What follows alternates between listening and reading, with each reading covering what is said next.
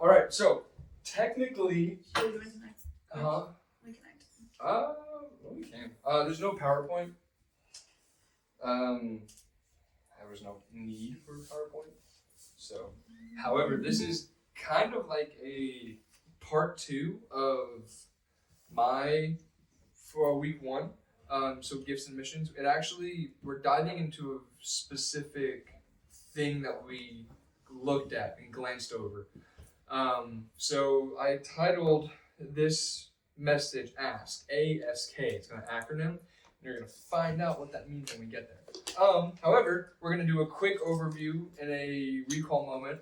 So we went over Matthew 15:14 through 30. That was the parable that Jesus told about the servants and the talents. And there's a specific verse 15, that we looked at really quick, but we didn't dive too deeply into, but that is what we're going to dive into today. And that verse says, to one he gave 5 bags of gold, to another 2 bags, to another 1 bag, each according to his own ability. And that each according to his own ability is exactly what we're going to be looking at today. So what we talked about was each according to his own ability. Everybody in the church is a different part of the body. And along with those verses, we have 1 Corinthians 12 through 20. And that says, for just as the body is one and has many members, and all the members of the body, though many, are one body, so it is with Christ. For in one Spirit we are all baptized into the body, Jews or Greeks, slaves or free, and all were made to drink of one Spirit. For the body does not consist of one member, but of many. If the foot should say, because I am not a hand, I do not belong to the body, that would not make it any less part of the body. And if the ear should say, because I am not an eye, I do not belong to the body, that would not make it any less part of the body. If the whole body were an eye, where would be the sense of hearing? If the whole body were an ear, where would be the sense of smell? But as it is, God arranged the members in the body, each one of them as he chose. If all were a single member, where would the body be? As it is, there were many parts, yet one body. So we're diving into, and I really want to hit the nail on the head. This is a comparison, and I'm realizing that now.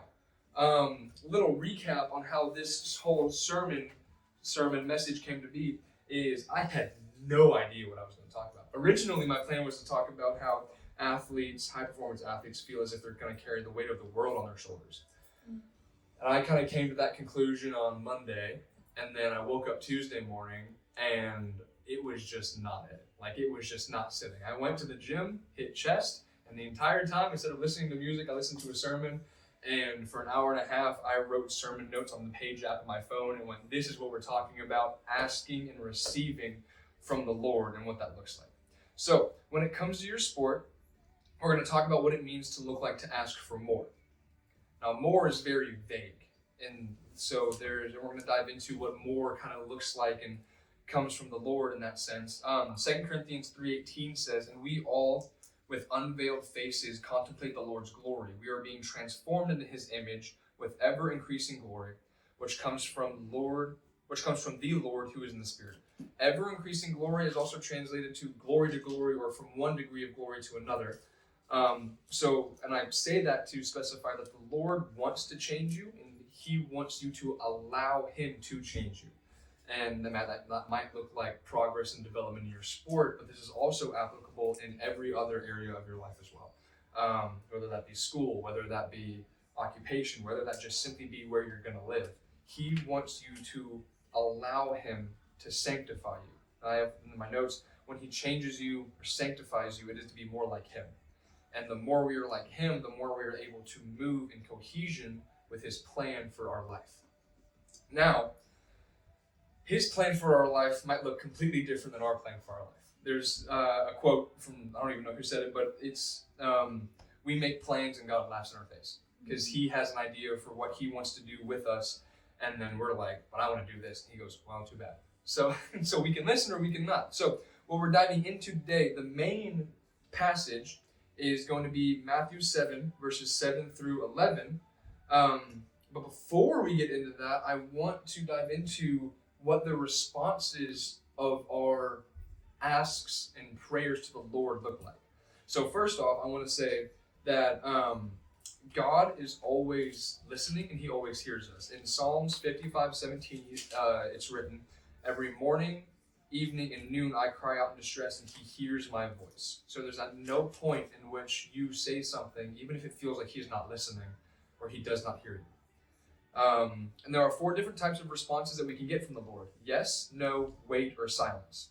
So yes, we see in 1 John 5:14 through 15, and it's written, "This is the confidence we have in approaching God, that if we ask anything according to his will, he hears us, and if we know that he hears us, whatever we ask, we know we have what we asked of him."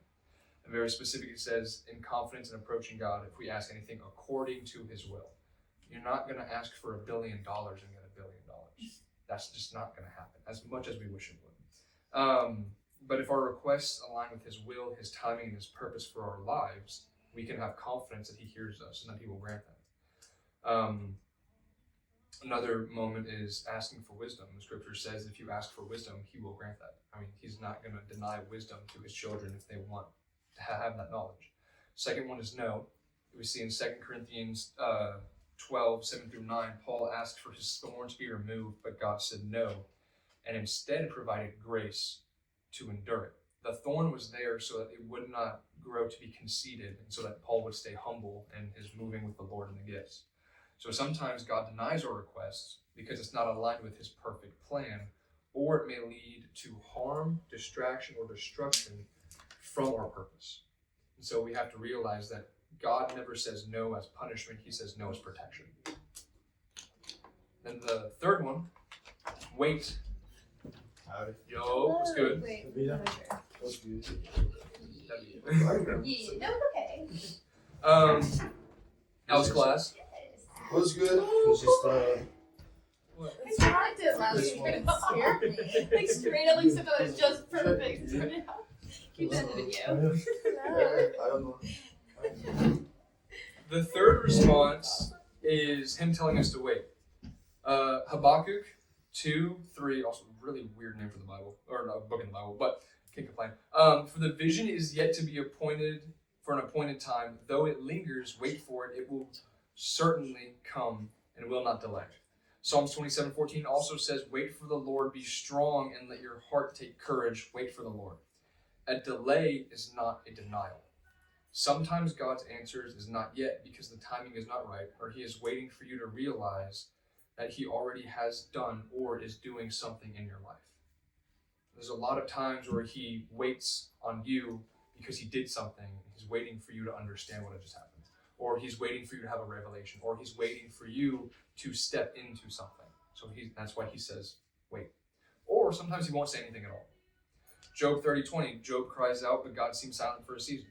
Psalm 13:1, "How long, Lord, will you forget me forever?" Even David experienced God's silence.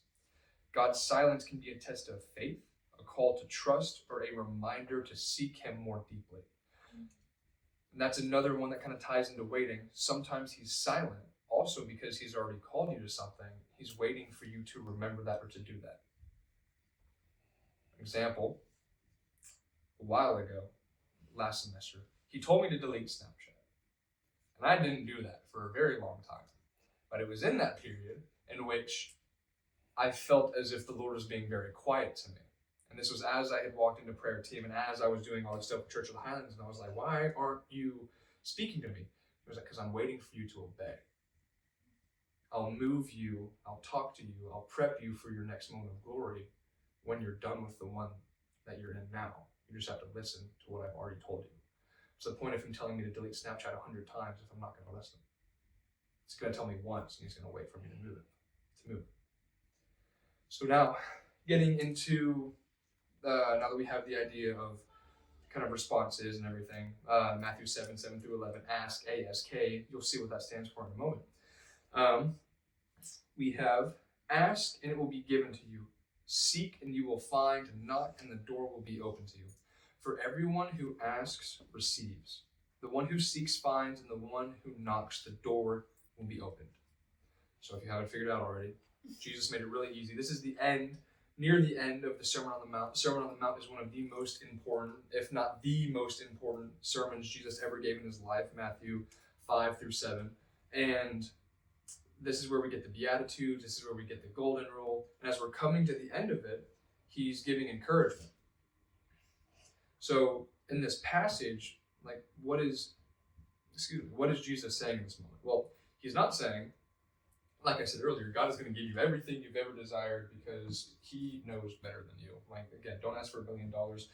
Don't ask to move to Hawaii because, Wow.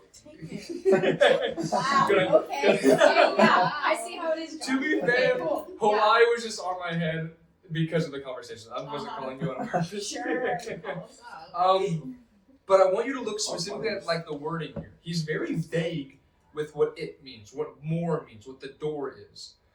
And we don't know what he's specifically addressing. So ask and it will be given. Well, we don't know what it is. Seek and you will find. It doesn't say you will find what you're looking for, but it just says you will find. Knock and the door will be open. Well, it doesn't exactly say what door will be open, and even if it's the one that you're knocking on. I mean, there's a lot of times where I bet you're knocking on a wall and not even a door, and you have to look around and realize, oh, he's giving me the opportunity to go somewhere else. I'm trying to walk through something that's not even an option for me. And so, from these, I want you to ask yourself, and this is a deep question that I would like you to write in your notes. Do you think you're humble enough to ask, seek, and knock to get the answer that you need and not the one that you want? Because a lot of times, we ask for something that will more than likely lead us to destruction and not lead us into God's plan. Will you repeat the question? Yeah. From this, I want you to ask yourself, do you think you are humble enough to ask, seek, and knock, and to get the answer that you need, not the answer you want? So, for me, I have an example of this, and this is literally on Tuesday revelation. Last semester, as I started to get more involved with church, I almost dropped out of UA. I was like one day and one conversation of convincing away from going up to Birmingham to go to Highlands College and going to seminary school. And then some other people convinced me maybe not the best idea, so just sit with it in prayer. And I have been praying on that for probably upwards of 6 to 7 months now. And I've been, again, praying, and I've been 50-50. All right, well, I want to be a swim coach. So when I graduate college, I graduate December. Do I go home or do I go to Birmingham? Do I go home to coach? Do I go to Birmingham to do more schooling? One of the reasons that I was really hesitant to go home is because it feels like after years of being in the university already, I finally, within the last 4 months, finally found my group, finally found a community. And then I find it, and then less than a year, I'm going to leave. I'm going to graduate. So that's scary. And as I was thinking this through, 7 months later, 2 days ago, he finally told me he would like me to go home because the same community that I'm scared of losing is the community that he wants me to build. The same community that I'm scared I'm not going to find anywhere else, he wants me to go home and help create for other people, for other communities. And I say this because I didn't want to go home. I like my old club team. I planned on going back at some point, but I wanted to go to seminary school. I wanted to stay close to the University of Alabama. This is where my friends are. He was like, well, I sent out the disciples. Why can't I send out you? So, how do we seek, ask, and knock? So, asking is literally just praying. So we're going to run through these. These are all, asking, seeking, knocking are all the same thing, but they're also 3 separate things at the same time. And so we'll run through it. It'll make sense, hopefully by the end. But so asking is praying. Asking is sitting in prayer and literally asking God, I want this. This is what I want. I want this person to be saved. I want this person to be healed. I want to be healed. I want to pass this test. Like, those are all things that you can ask. Mm-hmm. Seeking is your movement, even in the unknown. So when I was going through this moment where I was 50-50 on the fence of going home, going to Highlands College, I was still actively doing all my coaching certifications, and I was still asking people at Highlands about Highlands College and what that process looks like, about what the opportunities are. I didn't just sit in complacency and waited for the Lord to do something. I was still filling out both so that when he decided it was time for me to go, those doors would still be available for me. I didn't close off God's opportunity in my life. Knocking is your willingness to be persistent with your faithfulness and asking of the Lord. For example, you don't knock once. You don't walk up to a door and do this. You are sometimes, and you gotta wait for a moment maybe, and then you knock again. If you're going somewhere, you knock on a door until pretty much the door opens, until someone hears you. And you don't, and so one of my mentors, some of you know them, some of you don't, his name is Lars. And I have a specific portion of this called Notes from Lars. Because when I was writing this, I was having him go over it too. He said knocking is a part of the growing. So you knock for development, because when you're knocking, you're asking for more. And for those of you, I mean, we're all athletes, at least to some extent. You never go to the gym and do more to stay where you are. You always do more to move into more, to be able to do more later, to develop. You strain your muscles so that they can become stronger later. Knocking is a lifestyle, and when you stop knocking is when you start living in complacency. So complacency, the direct definition, let's see if I remember this. I didn't write it down. But complacency is a unconscious and unbiased, an unself-aware perspective of oneself. It is being content without critique. And it's being where I am is good. So when you stop knocking, is like when you're in the gym. Again, that's the best example because we're all athletes. So it is, or we all have the experience of this, whatnot. But okay, it is going to the gym and going, I don't want to do 225 on squat today because it feels a little hard. I'm just going to stay at 185 because I can do it. That's complacency. That's not asking for more. That's not asking for growth. In the same way, in the spirit, when you stop knocking, when you stop adding weight, when you stop trying, is when you're going to see a slow down growth in the spirit and in what God's plan is for you. Because if you're not willing to move, he's not going to force you to move. You have to be willing to knock for the door to even be open. Why would he unlock a door that you're not even looking at? And also, you would probably think it's annoying if you had someone doing this on your door for 3 minutes, 3 months. We have people who pray to God constantly for years. But God doesn't get annoyed with you being persistent. The creator of the universe came down and died for you, and you think he would be annoyed if his child wanted something? None of us are parents. However, I was talking to one of my mentors yesterday, and he said that we cannot fully imagine the parenthood status of God.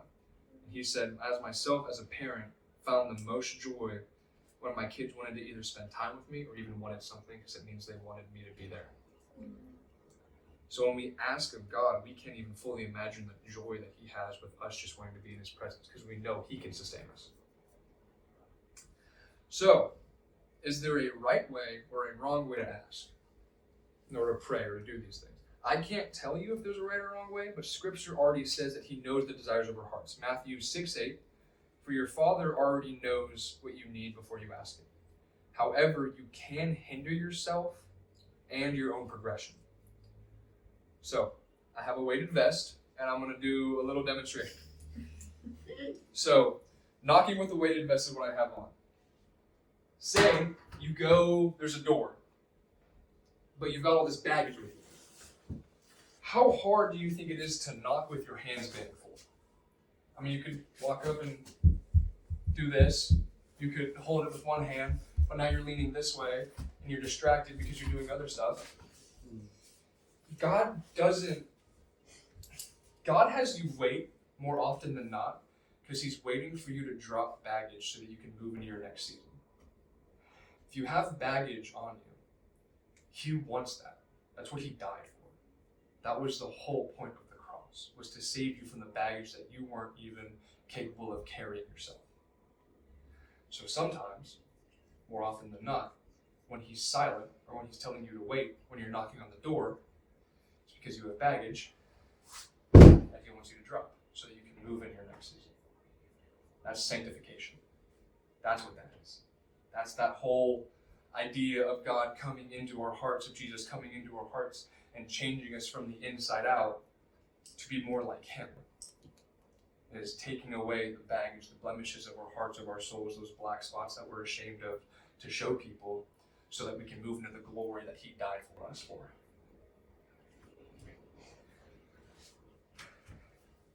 I also have written, you can't knock on a door, so you can't knock on a door when your hand's full. To be willing to knock on the door you desire, to be willing to drop what's in your hands. You can't seek and find when your attention is split. Matthew 6:24 says no one can serve two masters. How can you know what door to knock on if you're not paying attention to what doors there are? And the enemy's best thing that he ever did was realizing that he can't attack us without distracting us first. But the enemy can't attack us. Our focus is on the one person who gives us the most protection. What was that verse? Matthew 6:24. Another one is you can't ask questions when you're not in the presence of the one who has the answers. The whole Bible talks heavily about walking with the Lord, walking in the Spirit. Galatians 5, walking in the Spirit, not going too slow or too fast, but walking side by side and letting him lead the way. How can you ask questions of someone if you're not even near them? So keep that in mind as you're going. Maybe sometimes he's silent because you're not even near enough to hear his answer. Not because he's being quiet. There's a whole story of, it's either I want to say it's Elisha.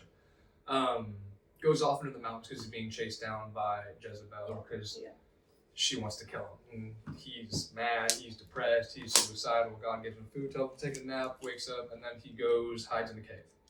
And he's like, wait here until I come speak to you. And an earthquake comes, storm comes, a giant firestorm comes, and God is not in any of it. And then it says a quiet wind comes. But if you look at the original translation, it's not a quiet wind. It's a nothing wind. Complete silence is where God's voice is. And where I'm coming at this is from, you have to learn. To learn the voice of God through silence is to walk with God long enough that you get used to that presence. And his silence is very loud when you know what his silence sounds like. But we live in a world where everything is about being busy. I mean, you can get on your phone.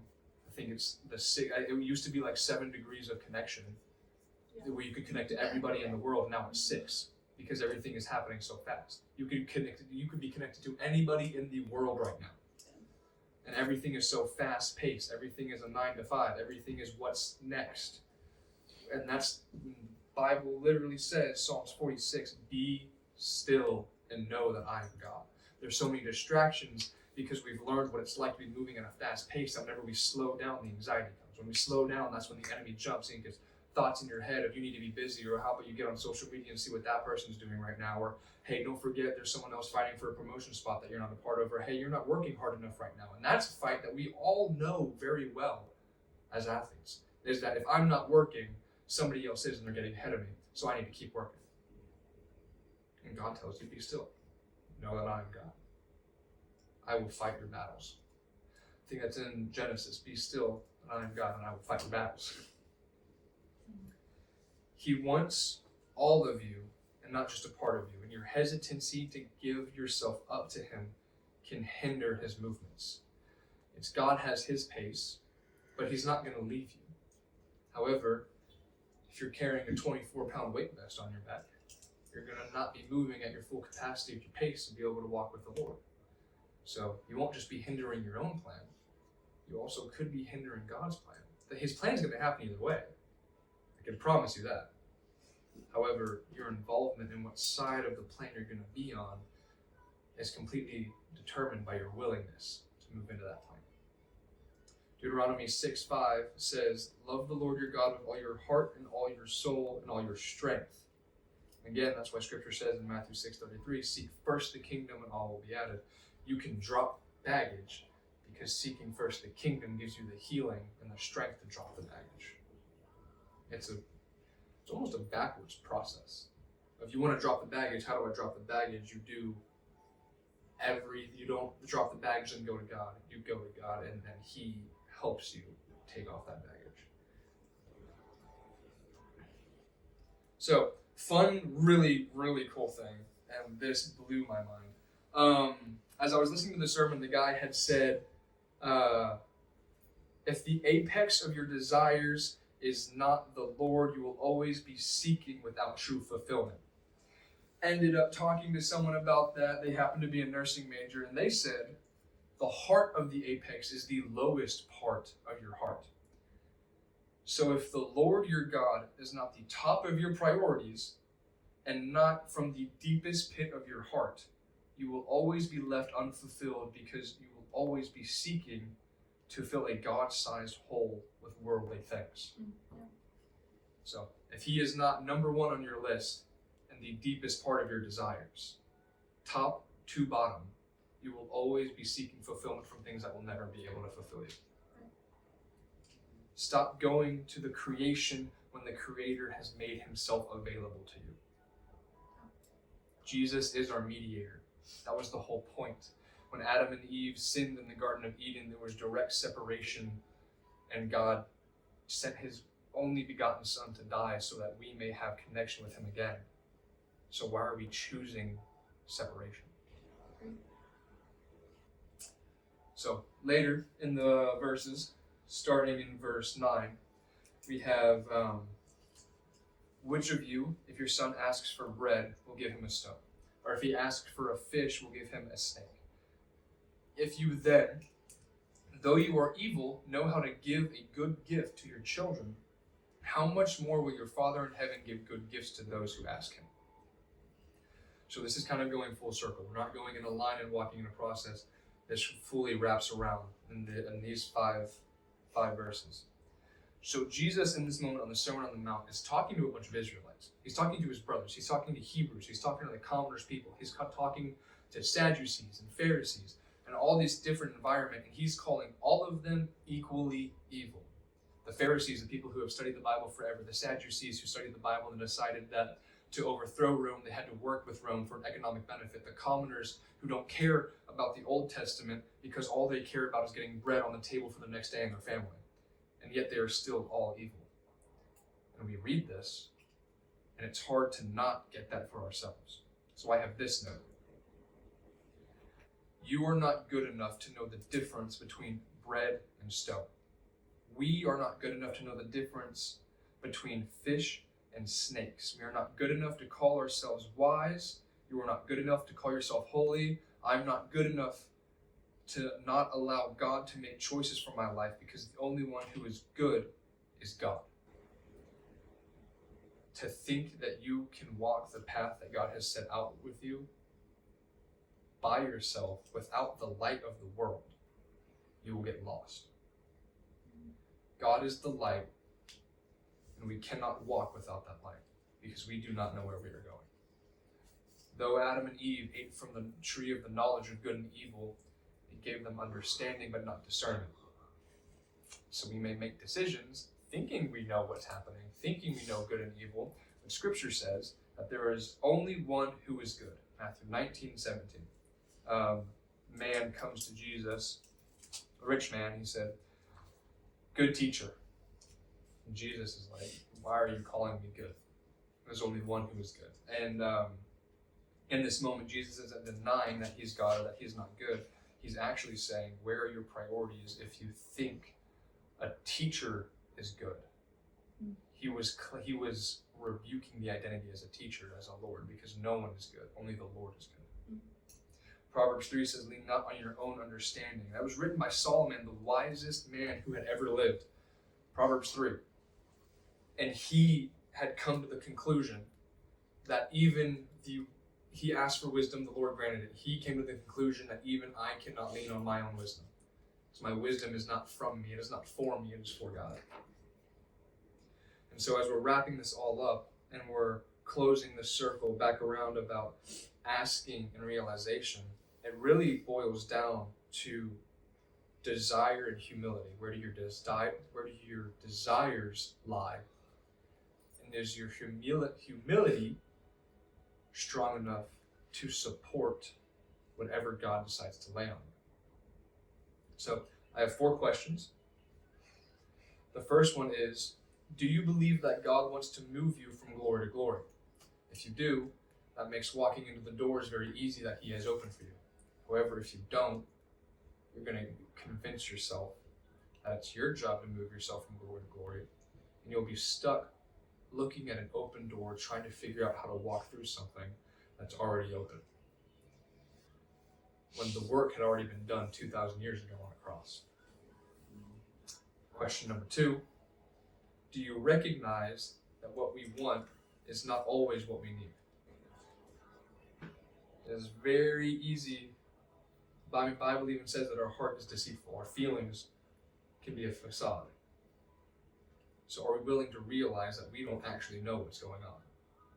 That we don't see the bigger picture. We get a glimpse.